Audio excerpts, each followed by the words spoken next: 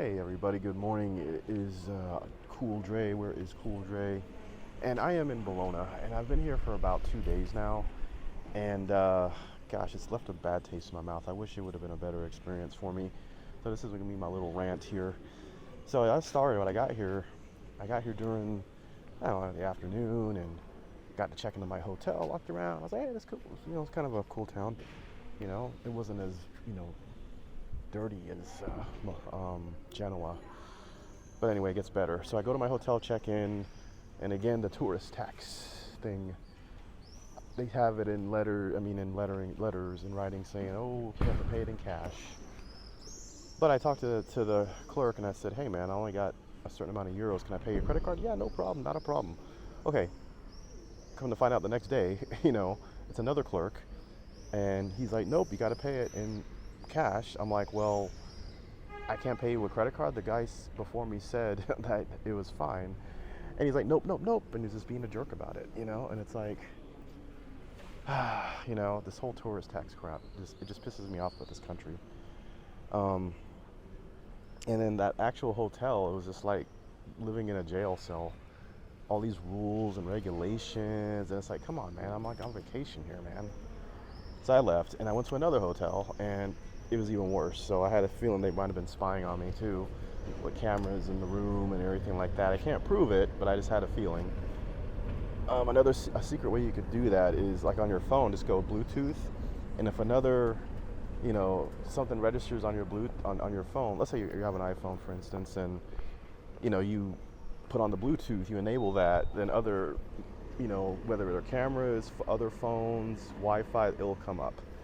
And something came up, and I'm like, wait a minute, there's got to be a fucking camera here. Excuse my language. There's got to be a camera here. Couldn't find it, but there's instruments out there that you see posted on social media that detect that, and I should have bought one. I should have purchased one. It would have came in handy, but I don't know. I just found it kind of weird. And then plus, like, one of the personnel accidentally, quote unquote, just barges in my room, and it's like, seriously? I'm glad I was there. This was like last night around 8:30, and I'm like, I had a feeling not to go out. I went out to go buy some groceries for like 20 minutes, and I came back, and I was just kind of exhausted for the day because it was a long time before I could check in, and I was doing other stuff too, and basically they're like, oh, sorry, it was an error. We thought you were in another room, and I'm like, really? I'm glad I was here, because if I wasn't home, who knows? They probably would have stolen some stuff, stolen my equipment, stolen my personal effects, or just basically screw with you, because that's what people like to do nowadays. They just like to mess with you, So I thought that was odd, and I did read a few reviews that, yeah, like one or two instances, yeah, they just barged in, no knocking, nothing. And the thing at the time was like, who is this guy? They're asking, who are you? Who is staying in here? I'm like, it's Andre, last name, I gave him my name. Oh, okay. And it's like, so I immediately called the reception, and then they're like, oh, it was an error, yeah, we thought it was a miscommunication. I'm like, really? It was, huh? And I read the reviews, and it's just horrible hotel, man. Anyway, it was only for one night. That's why I always stay in. This is my rule, and I know a lot of people are going to disagree with me. I always stay in a hotel 1 to 3 nights. I don't exceed 3 nights, because if the hotel sucks, you're stuck there. Let's say the Wi-Fi doesn't work, or in my experience, what happened to me, and you're stuck there for like 7 days. That's why I like to switch it around. Give it a night, 2 nights, and then if I like it, I'll extend my stay. That gives me that flexibility there. That's what I do. But other people, even my buddy, they'll disagree, and that's fine. They can do that, But at least I'm not. If a hotel sucks, if it's in a hood area, a ghetto area, or it only looks good in the photos, online, and then you go there and you're like, this is not what I expected, or if it's loud, you're stuck there, man. Ain't no refunds unless you purchased a plan where you can get a refund, which is usually not the case because you want to go cheap and save some money. So that's why I always stay in a place between 1 and 3 days, and then if it sucks, I know I'm only there for 3 days. I'm not stuck there for a week or even a month or 2 weeks or whatever. I can bounce and go somewhere else. And also too, you have to kind of, I book mine through booking.com and hotels.com. So sometimes if you stay like one night, it's cheap. But then if, let's say you book 3 nights and then it's expensive. Well, you kind of have to play around with it. Book one night, it's cheap, and then book another night on a separate bill and it stays cheap, because they just, any way to trick you. The algorithm is there to trick you, to charge you the most money.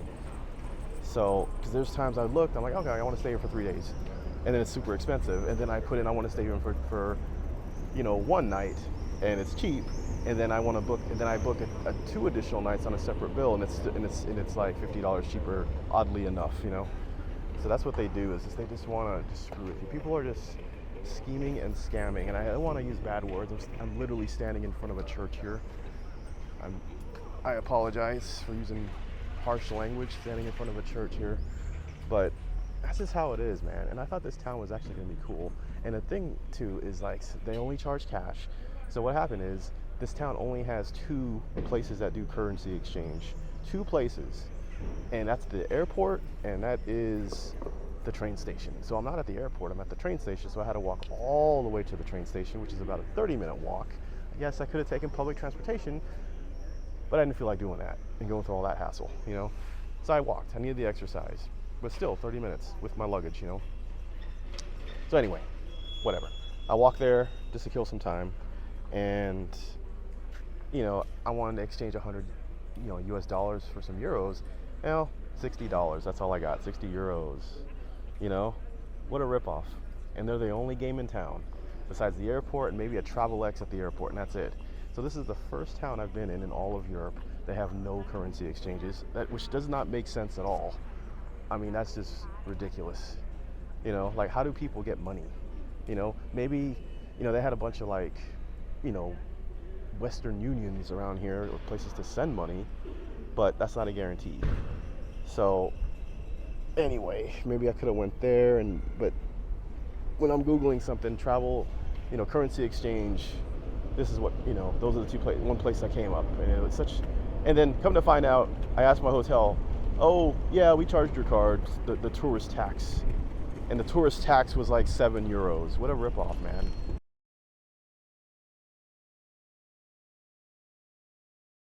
And that's per night, per person.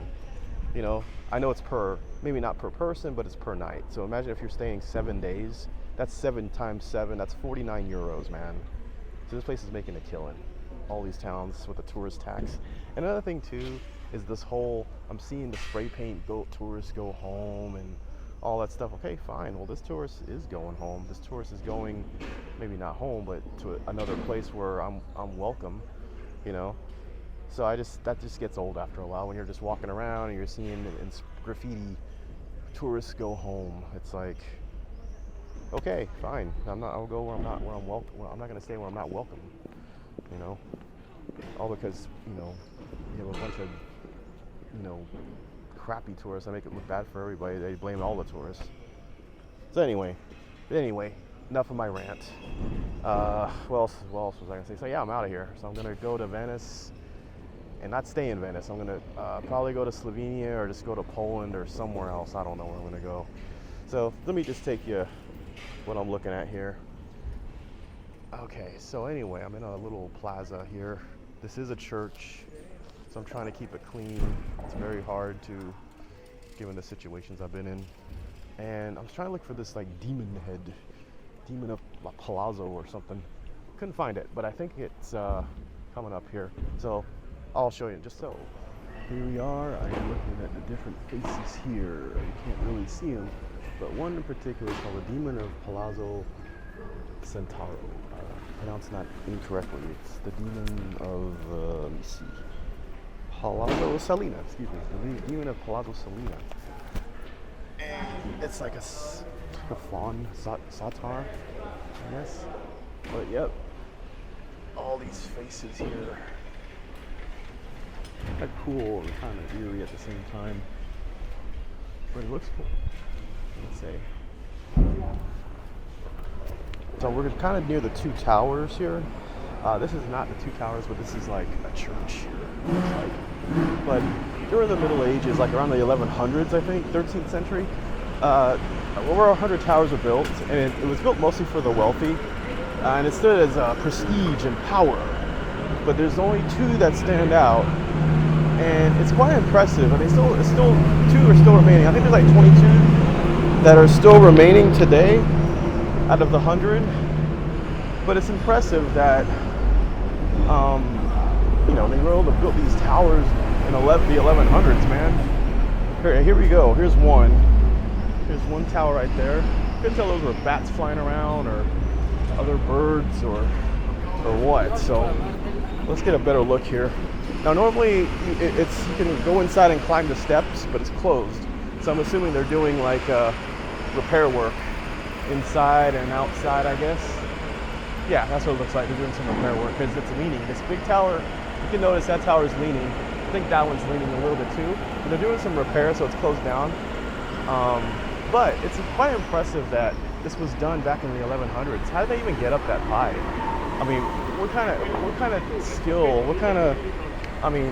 Either really tall ladders, how do they do that? This makes me think. I'm baffled like how they build buildings now, but back then, 1100s, before machinery, electricity, and helicopters, and planes, and all that. How do they do that? I don't know. I guess if there's a will, there's a way. I guess there's a science behind it. But wow, And how long did it take to build? These things didn't go up. I would say, 50 years maybe. Who knows? But anyway, that's that. So anyway, go back here. All right, so that's where we're at right now. I would say I don't want to rip on Bologna, but it's just, I don't know. You're walking around. There's graffiti everywhere. The place is not clean. I don't know. It's just it's kind of a dirty city, man. Coming from Tokyo, where everything's clean, there's not even a crumb on the ground, and then you come over to Europe, and everything's just dirty, and there's graffiti, and it's just, I don't know. It's just culture shock. I would say anybody living in Japan and they come to Europe, especially a buddy of mine who's never been to Europe but living in Tokyo for like almost 20 years or 15 years or so, it's going to be a major culture shock. And the whole safety thing too, because it's like you're in Japan, you're so used to everything just being safe and everybody being quiet and keeping to themselves, whereas out here, Italians are pretty loud, man. Like at my hotel at like after 9 o'clock last night, this lady was like ranting, talking on her phone, and the phone was like on speaker. And it's like, come on, lady, it's like after 9 o'clock, close to 10, and it's like, come on, man, But I don't want to rip on the Italian culture and nothing like that. I love Italy, so I keep coming back. But it's just one of those countries that I have a love-hate relationship with Italy. It's cool. The food is awesome. The culture's cool. The architecture, the paintings. Come on, what's not like to love? But I'm just saying, you have little instances like this, for example, or some towns with the tourist tax thing, kind of dirtiness, unfriendliness, non-welcoming. It just kind of gets old. But maybe it's just me. I'm a foreigner. I don't know the language. I have dark skin. I'm a guy. But as of this recording, things are not going well with politics worldwide, especially for my country, the United States. So maybe it's that. I don't know. But I think for me personally, I don't think it's me personally. I think they've always been like this, I remember them being like this, when I was here before. But I would say anybody out there, I would say, hey, check out Bologna. I'm not saying it's a terrible place, but just know what you're getting into here. Just know where you're getting to when you get into Italy. But I would say if you've never been to Italy and you always want to go, I would say go to Rome first. I would say overall go to Rome, go to Florence, go to Venice. Those are the 3 cities I would highly recommend. And I would say check out Pisa, because you always want to see the Leaning Tower, and take the selfie or the photo of your hand leaning. I would say do that, just for that, But I would say overall, if you're not sure, go to Rome. Start out in Florence actually, and then make your way to Rome. Take the train south. I think it's like an hour and a half, 2 hours. Take the train to Florence, go to Rome, see the Statue of David, and other things, museums and stuff. And then I would say make your way to Rome. Spend some time in Rome. Study it. Look at the architecture. Look at the influence. Look at the Colosseum. And then I would say after that, make your way to Venice. Make your way to Venice. It's a beautiful, beautiful place. And then if you got more time, you're still curious, go down south to Naples, below like Pompeii. That's one place I haven't gone to yet, is Pompeii. I also hear Sardinia is it's a pretty good place too.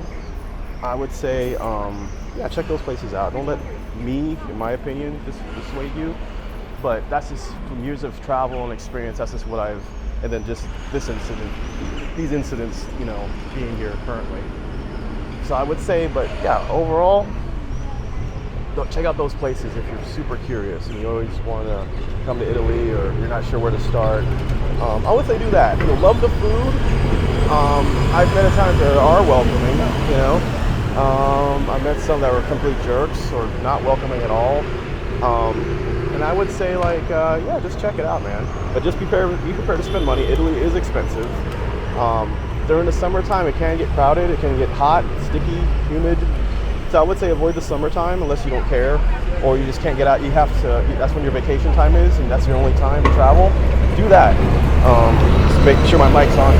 So I would say that. I would say, like, the best time, though, if you have flexibility, is go in the off season. I would say go like before April, go like around the fall. I would say avoid Christmas time.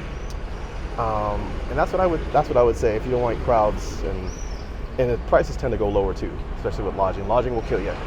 Lodging and food, those are the number one and number two things that will kill you, is lodging, especially in food. But anyway, that's it. I gotta go, and we'll see you in the future. Bye-bye.